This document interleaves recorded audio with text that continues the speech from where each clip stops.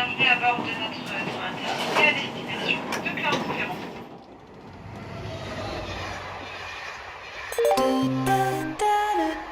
Votre attention s'il vous plaît. Notre train circule actuellement avec un retard d'environ 1 heure. Merci de votre compréhension. C'est une voie assez compliquée en fait, un trajet assez compliqué. J'avais anticipé. J'ai pas pris mon rendez-vous tout de suite après l'arrivée du train. Là ça va parce que j'avais pas cours ce matin, mais sinon oui c'est vrai que ça m'a déjà... j'ai déjà été en retard en cours à cause de ça.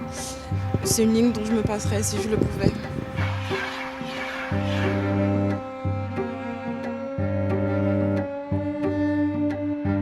Delphine Lingemann, députée du groupe démocrate de la 4e circonscription du Puy-de-Dôme. Nous sommes devant la ligne de train Clermont-Paris, une ligne sur laquelle je me bats depuis le premier jour de mon mandat. Notre territoire mérite mieux que cette ligne qui dysfonctionne du fait de fréquents retards, de pannes très importantes et d'une dégradation du service depuis des années. Une ligne abandonnée, un territoire abandonné, donc un dossier essentiel pour le désenclavement de l'Auvergne. Elle est surnommée par les Auvergnats la pire ligne de France. Vieillotte, vétuste, avec un retard de plus de 3 heures tous les 15 jours. La ligne SNCF Paris-Clermont, Delphine Lingemann la connaît très bien. Sa circonscription et son terminus.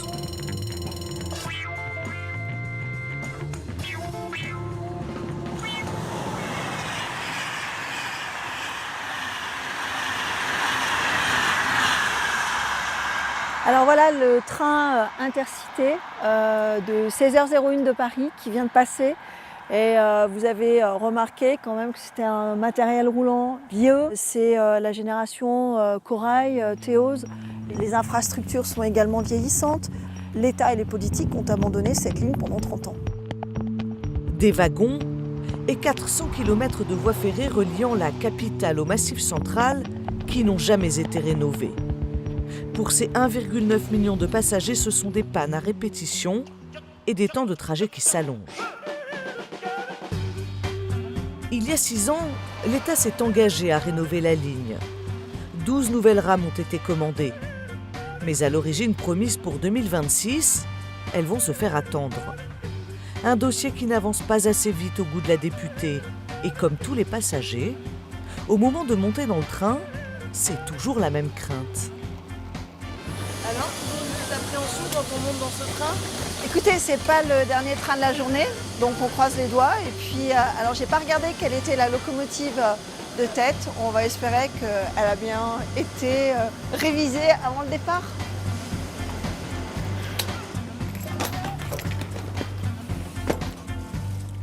Le trajet doit durer 3h30 jusqu'à la capitale. C'est plus long qu'un Paris-Marseille. Pile à l'heure. C'est rare. C'est bien. Mesdames, Messieurs, bonsoir. Mais à chaque départ de l'Intercité, ce que redoute la députée, c'est l'arrêt en pleine voie. C'est ce qu'ont vécu 700 passagers du Paris-Clermont en janvier dernier. Bloqués pendant 8 heures dans un train, dans le froid et dans la nuit, à cause d'une panne de locomotive. Donc pas de chauffage, très peu de lumière, toilette hors service, rien à boire, rien à manger et très peu d'infos. Donc on nous prévoit après multiples décalages, une arrivée à Clermont théoriquement, si tout va bien, à 4h du matin, après un départ de Paris à 19h. Donc voilà, un vendredi soir, comme on en rêve tous. Suite à ce fiasco, l'État a lancé un plan d'urgence sur cette ligne. Une locomotive de secours est depuis le mois de mai stationnée à Nevers pour intervenir en cas de panne. Au nord de Nevers justement. C'est souvent là que les ennuis commencent, au moment où le train traverse la Sologne. 5000 km² de forêt. Le combat aussi que je porte aujourd'hui, c'est que cette ligne soit protégée sur une plus grande distance en pleine forêt. Vous voyez, là, franchement, une horde de sangliers traverse, le train est bloqué, nous sommes bloqués. Et combien de temps, je ne sais pas, puisqu'il faut que les secours arrivent, il faut que le matériel soit réparé, il faut qu'on puisse repartir.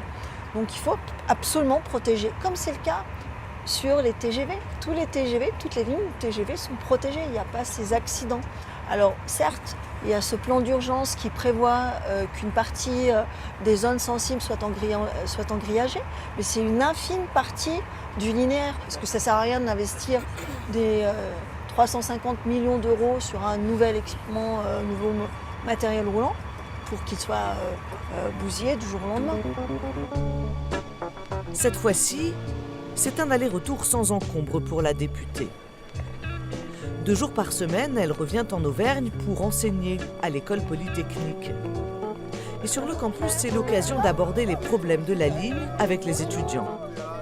Mon travail, c'est de recueillir en fait les avis de chacun et puis de faire remonter. Un député, c'est ça en fait. Est-ce que tu as remarqué ces derniers mois que quand tu avais des grands retards, tu étais indemnisé? Tu as eu l'information, ça ou pas?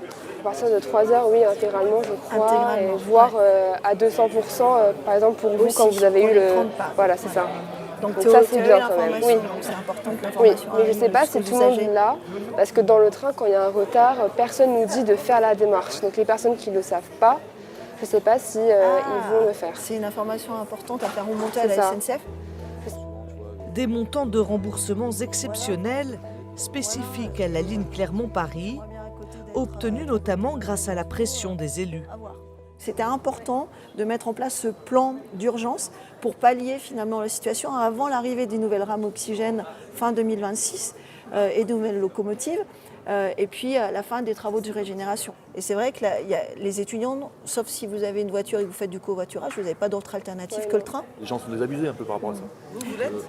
Moi, oui, un petit peu, on va dire. Voilà, je m'en suis fait une raison. Je suis Clermontois maintenant, donc je vis avec et j'ai beaucoup de déplacements. Donc, mais oui, moi, j'espère fortement qu'il y ait vraiment des moyens qui soient mis sur la ligne Clermont-Paris. En réalité, c'est toute la métropole qui est impactée. L'AS Clermont, l'élite du rugby français. Pour ses déplacements à Paris, le club du top 14 a carrément relégué le train sur le banc de touche.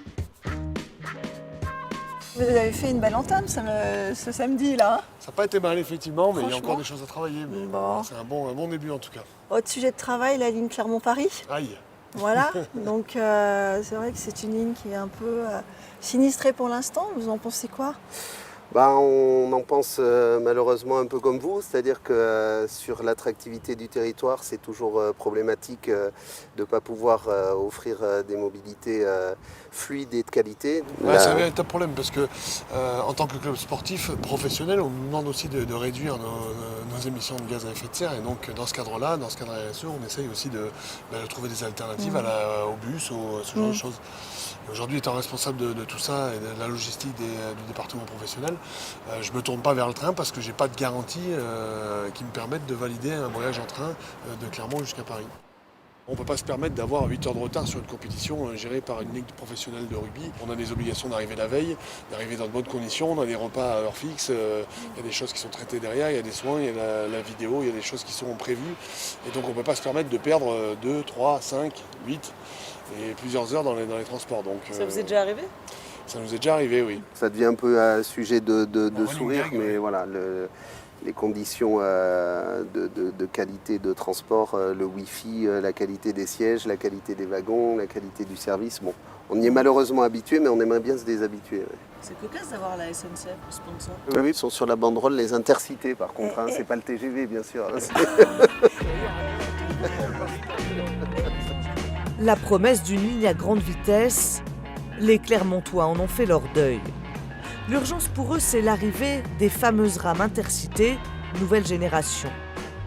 Un enjeu économique crucial aussi pour les 50 000 entreprises installées sur le territoire. Ce qui est important pour nous, c'est la date.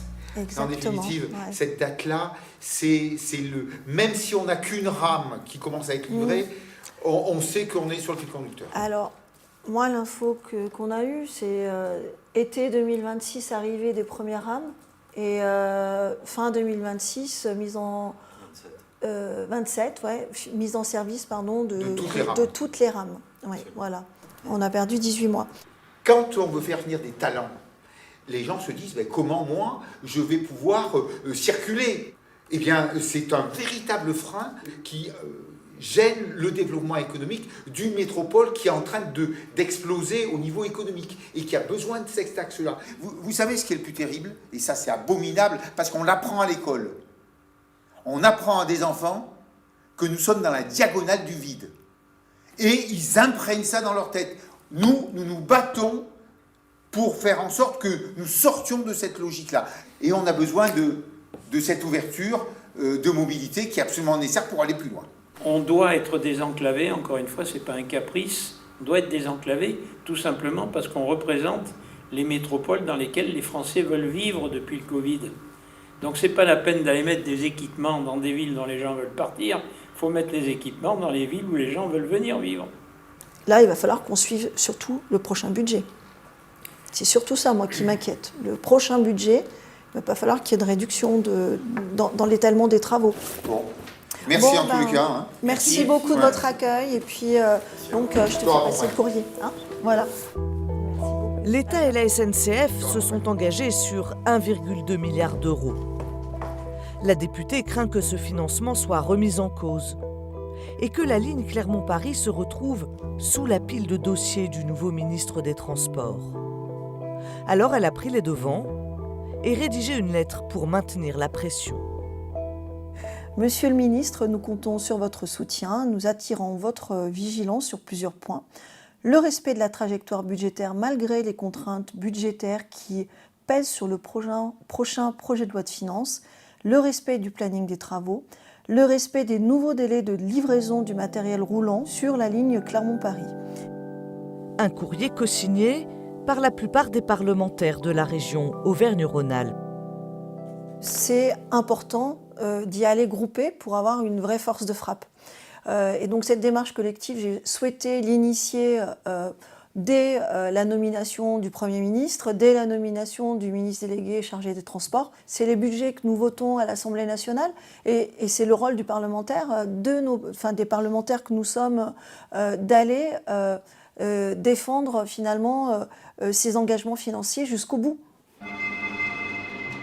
Mais avec des finances publiques dans le rouge et des réductions de dépenses déjà annoncées par le gouvernement, sa mission pourrait être plus compliquée que prévu. Un petit train s'en va dans la campagne, un petit train s'en va de bon matin. On le voit, il est vers la montagne, plein d'entrain.